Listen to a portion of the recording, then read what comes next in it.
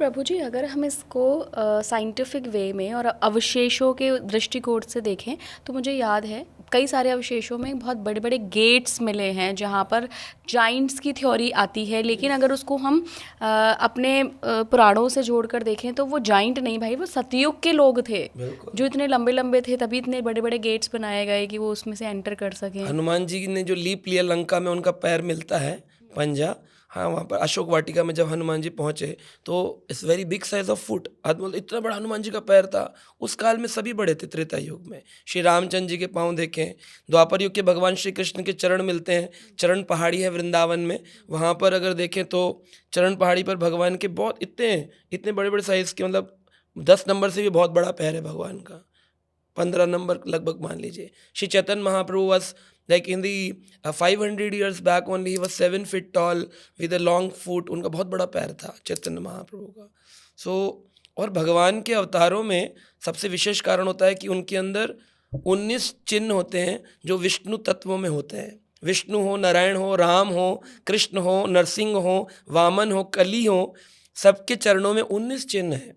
एक पैर में 11, एक पैर में 8, 19 चिन्ह अगर हैं तो उससे पता चलता है कि ये व्यक्ति भगवान है। अगर कोई व्यक्ति बोले मैं भगवान हूँ, सिंपली बोलिए, आप एक अपना फुटप्रिंट दे दीजिए, आपकी चिन्हों को हम देख लेते हैं, अगर वो 19 हैं तो आप भगवान हैं। तो कोई भी व्यक्ति अपने आप को भगवान घोषित नहीं कर सकता है। पुराणों में जैसे भविष्य पुराण, श्रीमद् भागवत पुराण में पहले ही प्रिडिक्शन किया गया है 12th कैंटो के अंदर कि आने वाले काल में कौन से भगवान के अवतार आने वाले हैं। जैसे कलयुग के अंत में भगवान कल्कि आएंगे। कलयुग के जब कलयुग प्रारंभ होगा उसके 2500 वर्ष बाद बुद्ध भगवान आएंगे। उसके 4500 साल बाद चैतन्य महाप्रभु आएंगे और कलयुग के अंत में श्री कल्कि भगवान आएंगे। तो ये चीज़ें हमें भविष्य में पता है।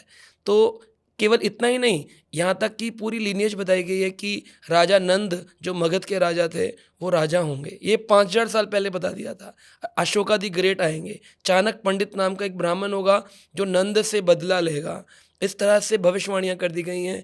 ईसा मसीह नाम के एक मसीहा आएंगे, जो ये सब हमारे पुराणों में सब वर्णन है।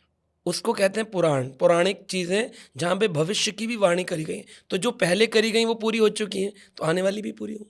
तो प्रभु जी, सीधा मैं कल्कि भगवान पे आती हूँ। क्या कल्कि अवतार आ चुके हैं धरती पर? कल्कि आएंगे इस कलयुग के अंत में। अभी 4,32,000 सालों में से केवल 5,000 साल बीते हैं। सो कितना भी जल्दी जल्दी आएंगे तो इतनी जल्दी नहीं आएंगे। कलयुग में बताया गया है कि वो आएंगे तो विश्वस ब्राह्मण के घर में आएंगे। देवदत्त नामक घोड़ा होगा, छोटे सी हाइट के भगवान होंगे 2 फुट के, और हाथ में उनके एक स्वॉर्ड होगी, एक तलवार होगी। तो जब भगवान ही 2 फुट के होंगे और जो बड़े विशाल लगेंगे देखने में, तो लोग कितने छोटे होंगे। मिनिएचर्स होते हैं ना, मिनिएचर्स, ऐसे लोग चला करेंगे, हाइट इतनी घट जाएगी। अभी देख लीजिए आप, पृथ्वीराज चौहान के कवच देखने जाइए म्यूजियम में, तो इतने विशाल विशाल लोग होते थे। अभी हम लोग कैसे हैं, हमें तो पहना भी नहीं जाएगा, उनकी तलवारें हमसे उठाई भी नहीं जाएंगी। तो जब घटेगा तो पावर भी घटेगी, टेंडेंसीज घटेंगी, मेंटेलिटी घटेगी। पहले की आईज, लोगों के चश्मे नहीं होते थे, आज पैदा होते चश्मे हो रहे हैं। कलयुग के लक्षणों में बताया गया कि पानी, पहले पानी कुएं में ऐसे भंडारे होते थे ठंडे पानी के। आज लोग, लिखा है कलयुग में लोग पानी खरीद के पिएंगे, पीने लग गए। हवा खरीद के पिएंगे, पीने लग गए। आज एयरपोर्ट पर जाइए दिल्ली के, तो ऑक्सीजन कैफ़े बना हुआ है, वहाँ पर लोग O2 लेने के लिए लेटते, मास्क लगाते हैं, दे पिए। तो आप सोचिए ना, कलयुग के तो सिम्टम अभी स्टार्ट हुआ भी नहीं है प्रॉपरली। तो आप ये नहीं कह सकते नहीं नहीं कलयुग छोटा हो गया जी, कलयुग को इतना भयानक रूप देख करके कलयुग ने अपने आप को स्क्वीज कर लिया है और कल्कि आ गए हैं। ऐसा हो नहीं सकता है। और अगर आ गए तो आप उनसे सिंपल सा बोलिए, लॉजिक, कोई भी पूछे, बोले अपने चिन्हों को दिखा दीजिए। भगवान के तो दिव्य चिन्ह होते हैं, उसमें छत्र होता है, उसमें मत्स्य होता है, यज्ञकुंड होता है, जम्बूफल होता है, एक रेखा होती है, उसमें आपके शंख है। आप दिखा दीजिए सारी चीज़ें। अगर आपके चिन्ह नहीं मैच हो रहे हैं, फिर आप कुछ भी क्लेम करें। आप अच्छे इंसान हो सकते हैं, शक्ति संपन्न हो सकते हैं, आप भगवान नहीं हो सकते।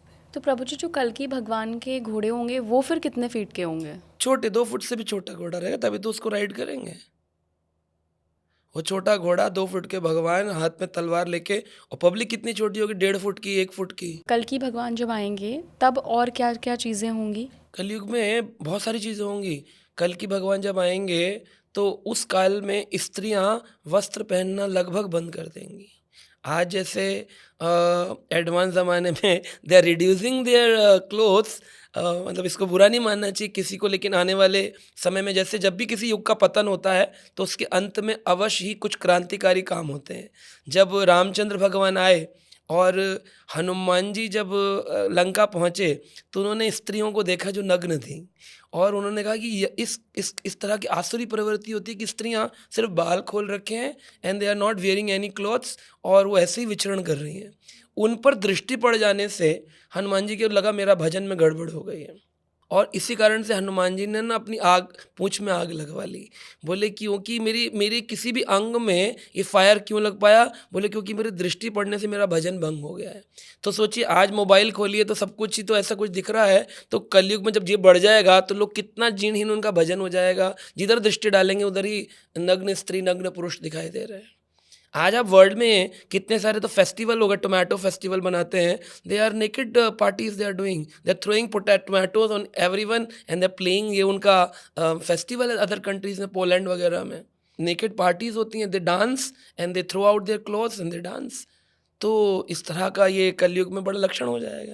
प्रभु जी, यहाँ पे फिर ना देखिए बहुत फ़िलोसॉफ़िकल एक डिबेट आ जाती है, और ये मैं हमेशा इस पर सोचती हूँ। डिबेट ये है कि जब हम ये कहते हैं अहम ब्रह्मास्मि, हम ब्रह्म का हिस्सा हैं, मैं शरीर नहीं आत्मा हूँ, तो एक महिला के उतरे हुए कपड़े से आपका ब्रह्मचर्य कैसे नष्ट हो सकता है? अगर, और वो भी हम हनुमान जी की बात कर रहे हैं, हनुमान जी के तो मन में श्री राम हैं, मतलब वो तो खुद शिव का अवतार हैं, तो एक नग्न स्त्री को देखकर उनका ब्रह्मचर्य कैसे नष्ट हो सकता है? देखिए, वो जितनी भी लीलाएँ होती हैं जैसे हनुमान जी करते हैं, शिव जी ने भी मोहिनी अवतार जब भगवान का हुआ तो उनका भी वीर्य स्खलन हुआ और उससे कार्तिकेय का जन्म हुआ।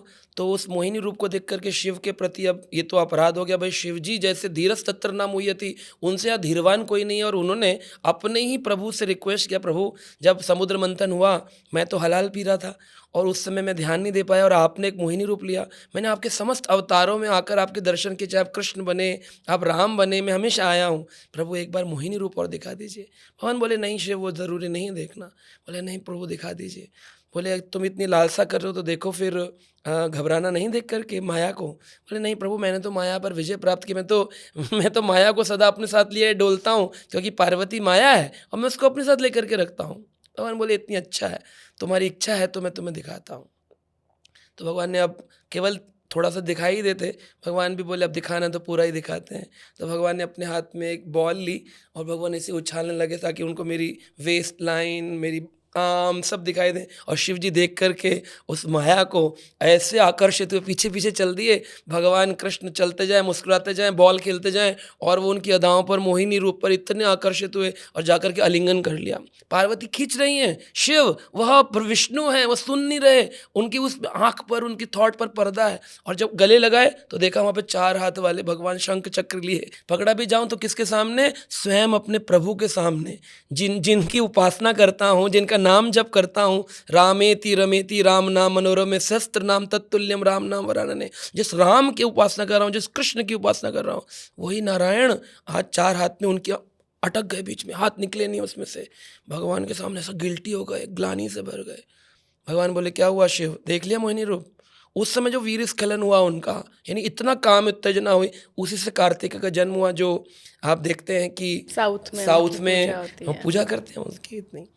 तो उस समय भगवान ने कहा शिव तुम्हें घबराने की ज़रूरत नहीं है, ये जो भी हुआ ये मेरी लीला के अंतर्गत है।